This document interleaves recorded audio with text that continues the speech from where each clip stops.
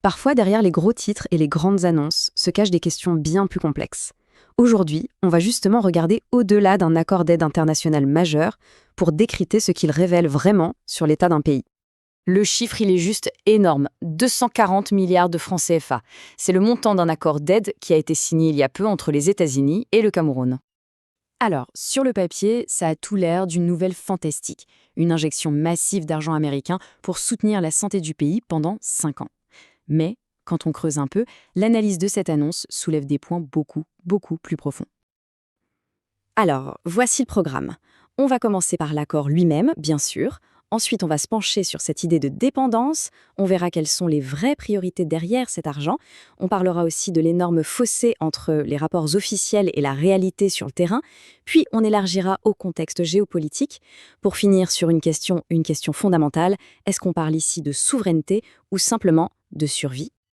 Allez, on plonge dans le vif du sujet. Le prix de la dépendance. C'est vraiment la première grosse interrogation que soulève l'analyse de cet accord.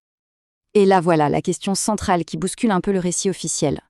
Quand la santé publique, qui est quand même une fonction de base, une fonction régalienne, se retrouve à dépendre de financements qui viennent de l'extérieur, qu'est-ce que ça dit sur l'État lui-même? Eh bien, c'est exactement ça que l'analyse appelle la dépendance structurelle. En gros, l'État ne s'occupe plus lui-même de garantir la santé de sa population, il délègue cette responsabilité et avec elle un bout de sa souveraineté à des acteurs étrangers qui, eux, fixent les règles du jeu. Et pour illustrer ce paradoxe, il y a ce détail qui est assez frappant. On parle d'un État qui aurait du mal à payer ses propres cotisations au niveau continental à l'Union africaine, mais qui, en même temps, réussit à obtenir des centaines de millions de dollars de l'étranger.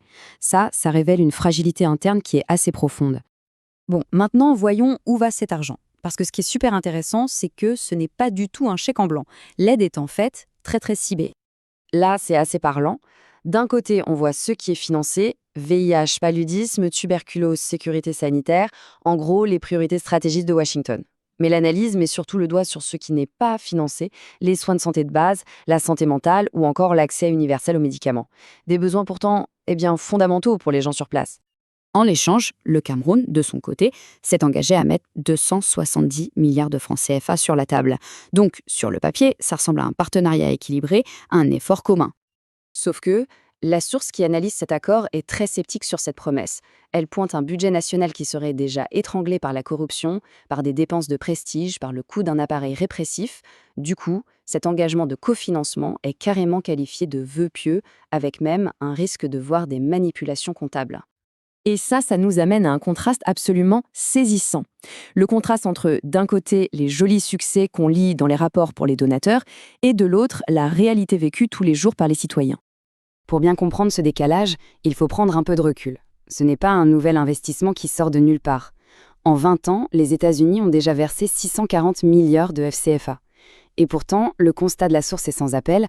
Pour le citoyen ordinaire, le système de santé est encore aujourd'hui en miettes.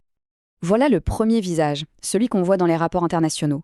Des indicateurs des succès choisis sur mesure pour plaire aux bailleurs. On va mettre en avant par exemple le grand nombre de patients qui sont sous traitement contre le VIH. L'analyse suggère même que ces chiffres sont optimisés, pour ne pas dire gonflés, juste pour que les financements continuent d'arriver. Et puis il y a l'autre visage, celui de la réalité du terrain.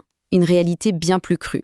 Des hôpitaux sans eau, sans électricité, un manque terrible de personnel soignant, des drames quotidiens comme des mères qui meurent en donnant la vie. Bref, le portrait d'un système qui, selon la source, n'arrive tout simplement pas à remplir sa mission la plus élémentaire. Maintenant, pour vraiment tout saisir, il faut dézoomer. Il faut regarder la grande image, le tableau géopolitique dans son ensemble. Cette phrase de l'ambassadeur américain lui-même, elle est capitale. Elle change complètement la lecture de cet accord. On ne parle plus seulement d'aide humanitaire. Le Cameroun est présenté ici comme un point névralgique, un pivot pour la stabilité de toute une région. Les intérêts américains vont donc bien au-delà de la simple générosité. Comme le suggère l'analyse, l'enjeu c'est de maîtriser les épidémies avant qu'elles ne se propagent, de gérer les flux de migration et d'assurer une certaine stabilité dans la région. La santé publique ici devient un véritable outil de politique étrangère. Et puis il y a un autre changement, un changement de méthode qui est souligné. Cette nouvelle approche, c'est de traiter directement d'État à État, en mettant un peu de côté les agences comme l'USAID ou les ONG. Selon l'analyse, ça pourrait vouloir dire moins de transparence, moins de garde-fous, ce qui pourrait bien arranger le régime en place. On arrive donc à la conclusion de cette analyse, une conclusion qui pose les choses en des termes assez cru. L'argument final est direct, sans détour.